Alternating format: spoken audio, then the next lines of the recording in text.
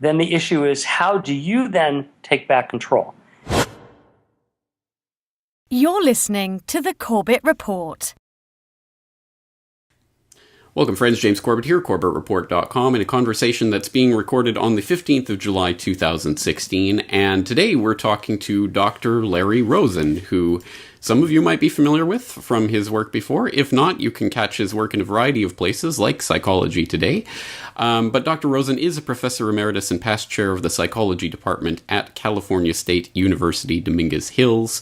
He's a research psychologist, a computer educator, keynote speaker, and an internationally recognized expert on the psychology of technology, which we will be discussing today in the context of his soon-to-be-released book that he co-authored with Adam Gazzaley, The Distracted Mind, Ancient Brains in a High-Tech World. But I saw his work on Psychology Today. Specifically, I was looking at an article called Are We All Becoming Pavlov's Dogs? About smartphones and how they are rewiring our brains, or the way that we are responding to this new technology. And all of that was before the Pokemon Go phenomenon. So it's extremely interesting that we have timed this conversation for today. I'm very much looking forward to the conversation. Dr. Rosen, thank you for taking the time to talk with us today. Thanks for having me on. All right, let's start with that article that I mentioned, and which, of course, will be in the show notes for today's conversation. Are we all becoming Pavlov's dogs? Which begins by positing 4 scenarios. Scenario 1, your smartphone buzzes. Without a moment's hesitation, you grab it out of your pocket and check the alert. Was it an email, a test, a Facebook notification, or just a random phantom vibration? Scenario 2, you looked at your phone a few minutes ago, but now you're standing in line at the market and grab it to check for messages, even though your phone has not beeped, vibrated, or flashed. Scenario 3, you posted on Facebook a few minutes ago, and although you have not been notified of any responses, likes, or whatever, you tap the icon and scroll through the newest posts. You see that your best friend from high school just posted a photo of her trip to Maui, and you smile when you become the first to like it. And scenario 4, you're at dinner with a group of friends, and you have all agreed to put your phones on silent and stash them away. After the appetizer, you get up to go to the restroom, even though you don't really need to go, and upon opening the restroom door, you grab your phone and check the sports scores, your email, or whatever. Looking around, you notice that every other person in the restroom is doing the same. I do a lot of people watching and have noticed that we now spend more time with our faces staring at our phone than we spend with our faces looking at the world or looking directly at another person. End quote. Well, I think we can all relate to this experience. Even those in the crowd who don't have a smartphone have certainly observed this phenomenon going on in real life. So let's start with your impetus for writing about this phenomenon. Where did this start to pique your interest from the perspective of a practicing research psychologist? Well, that's an interesting question, because I've been actually looking at this issue since 1984. Before we had smartphones, before we had desktop computers, before we had laptop computers, before really computing was anything important, basically right at the beginnings of the internet. And we started studying it. It was called computer phobia, which actually is laughable now, because obviously nobody is phobic about their computer or their phone. In fact, if anything, they're obsessed with it and can't keep their hands off of it. So over the years, we have modified the way we have looked at the world as the world changes. And the one thing that we have noticed in our lab over the last, I'd say, decade, plus or minus a year or two, is that we have gradually and slowly become so obsessed that we literally do look like a Pavlov's dog. That when our phone buzzes, we immediately grab it. When we feel a tingling in our pocket, we immediately grab for our phone, even though our phone may not be there. And funny anecdote, for some reason 2 days ago, I felt that phantom buzz all day long. And I had my phone someplace else, and all day long I grabbed my pocket. And I know better than this. All day long I grabbed my pocket, no phone, nothing there. So part of what we have seen is that we have become somewhat what I would call obsessed with what's in this little box, and we can't keep our hands off of it. We did a research study recently where we put an app on students' phones, and these are not your typical college students. These are older college students, so the average age is around 25 rather than maybe 19, 20. And the app monitored how many times they unlocked their phone per day and how many minutes it remained unlocked. Surprisingly, actually staggeringly, the typical person unlock their phone 60 times a day. That means swipe, unlock 60 times a day for about 240 minutes, 4 hours worth. And if you do the math, it's only about 4 minutes a shot. And so what are they doing during those 4 minutes? Well, they're either responding to a notification or alert, or they're responding more likely to a signal in their brain that says, I haven't checked in with my social media in the last 10 minutes, I better check in. Or, gee, I wonder if somebody blank, fill in the blank. So we're basically looking at a society where we are constantly with our face looking down into our phone. And you mentioned the Pokemon Go phenomenon, which I think is very interesting because what people have noted is, while this is a very interesting phenomenon, and I do have some thoughts about its benefits, one of the things that people have noticed is people are walking around with their faces down in their phones looking for Pokemon and bumping into things. And in fact, people have been injured. I saw a spot on television last night where kids were running across the freeway looking for Pokemon. And cars were slamming on their brakes and swerving. And so while it may have benefits, this is just increasing our focus down rather than out to the world. Well, it's interesting to me that you raise the Pavlov's dog analogy, because it seems to me that from the annals of psychology, perhaps the more relevant piece of history would be the operant conditioning chamber, aka the Skinner box, where Skinner found that the most effective way of getting the rats to press the lever or the pigeon to turn in circles or whatever is not to give a reward every time that a certain action is performed, but to make it almost random, that sometimes a pellet will be dispensed or whatever the equivalent is, sometimes it won't. And it seems to me that that has something to do with this phenomenon of notifications and likes and this type of thing. We're checking constantly to see, oh, did somebody like my post or something like that. And it's the random reward dispensing schedule that seems to be addicting people. Is there something to that? Well, first of all, it's interesting the way you put it because it's actually a little different. The best way to build behavior is to reinforce it every single time. The best way to maintain behavior is to reinforce it intermittently, like you said, randomly. So imagine you've gotten your first smartphone and you're very excited and it's really fun. And so everything you tap, everything you press gives you something fun. In your brain, what that's giving you is probably a little shot of dopamine, maybe a little serotonin, a little oxytocin, a little of those chemicals that make you feel good. After a while, though, that wears off, and so now you're checking your phone and there's really nothing there, or, oh, I really don't need this, or this is not something I want to look at, but every once in a while there's a gem. And so I would argue that what we're all feeling now is something on a continuum from pleasure to trying to deal with obsession or compulsion. Some of us get a lot of pleasure, so we're more at the pleasure end. Some of us are dealing with a lot more of an obsession. We have to check in. We have to be the first to like. We have to comment. We have to be on everything all the time. We have to use our phone 24/7. That's more of an obsession. I think people are somewhere in between. I would put myself less toward the pleasure side and more toward the obsession side. I think I may get pleasure out of a quarter of the time I check my phone. The rest, it's more out of habit, boredom, anxiety, which turns out, by the way, anxiety turns out to be probably the biggest predictor of why people check their phones.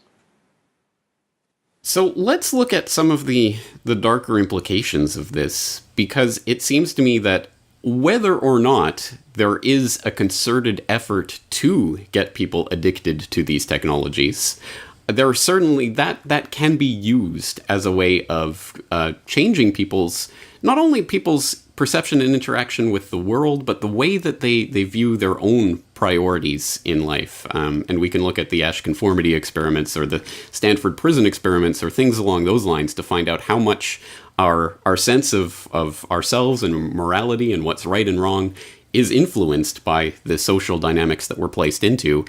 And when you look at something like a Pokemon Go that is training people not only to be buried with their heads in their phone running around the world across freeways, but also to passively accept the permissions, for example, on this app, which allows all sorts of things which should not be allowed by any app.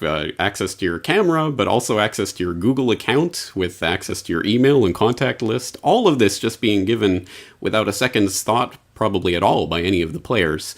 And then you look at some of the players behind this app, Niantic Labs, started by John Hanke, who founded Keyhole Inc. back in the early 2000s, which was seeded with money from the CIA's In-Q-Tel, that eventually got rolled into Google Maps. It's a bizarre and twisted world. And again, even if there is absolutely no dark intentions behind this, it is not difficult to see how there could be very dark intentions behind this. And this could at least be used as a template for future rollouts of even more privacy invading software.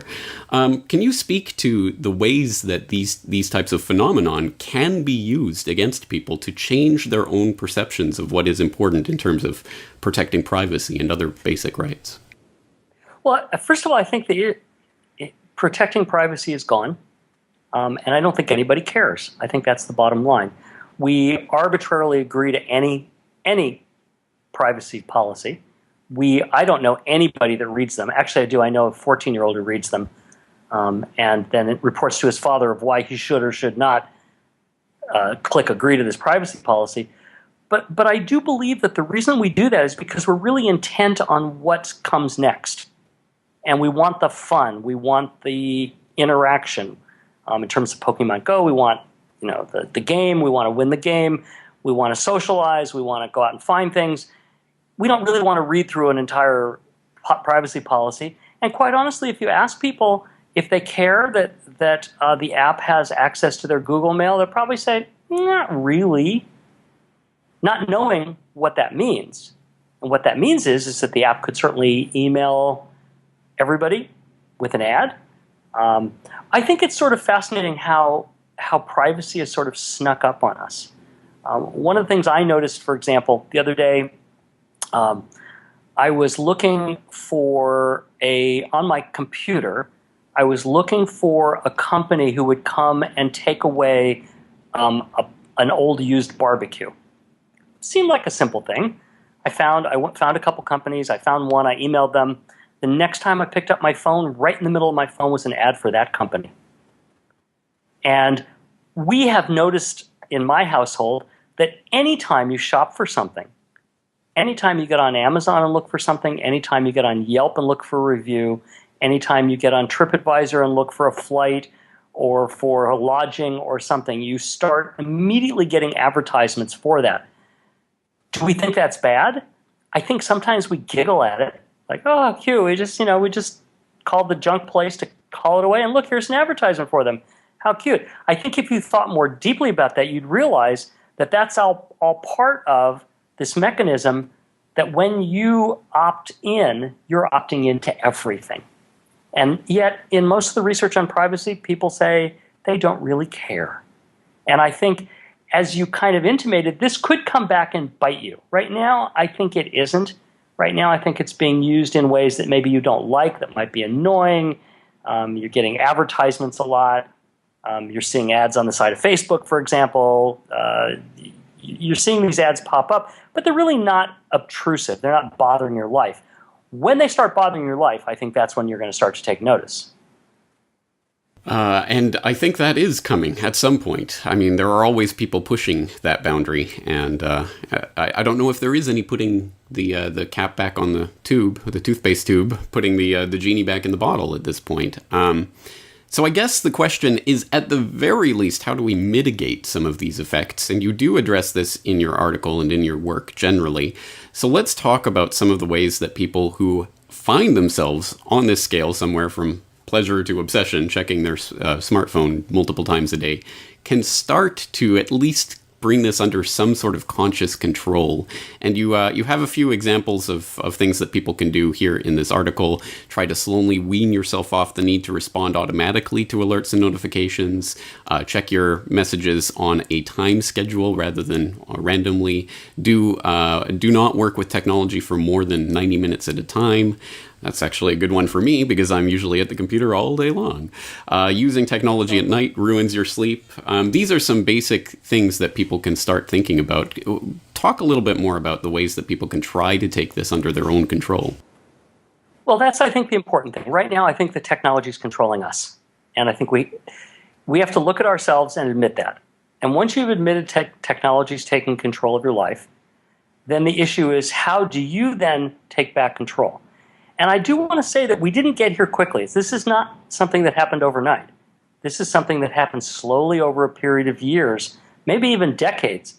I mean, if you think about communication, for example, when in the old days, and I mean old days when I was growing up, you got a phone call and the phone rang and rang and rang and meant nobody was home. So you called back.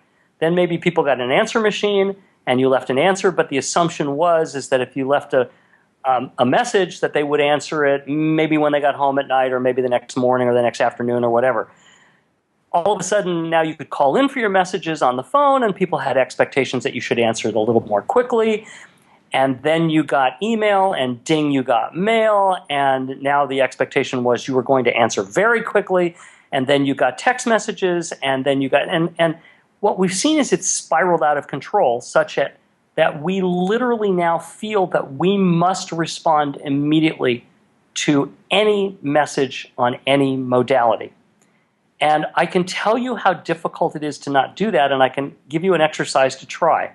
Put your phone to the side, and the next time your phone beeps, don't look at it, don't touch it, don't go near it, and wait for 5 minutes. That 5 minutes will seem like a decade because we don't know how to do that anymore. So one of the solutions is, since we didn't get here quickly, let's not expect to bow out quickly. Let's expect to back out slowly. And I don't want you to back out from technology completely because, quite honestly, I love technology. It's wonderful. It has great things to offer. I just don't want you driven by the technology. I want you to drive it yourself. So one of the ways is something that's very simple. I call it a technology break or a tech break. And what you do is imagine the typical person who has, I'm sitting in front of my laptop and my phone's right next to me, so I'm a typical person.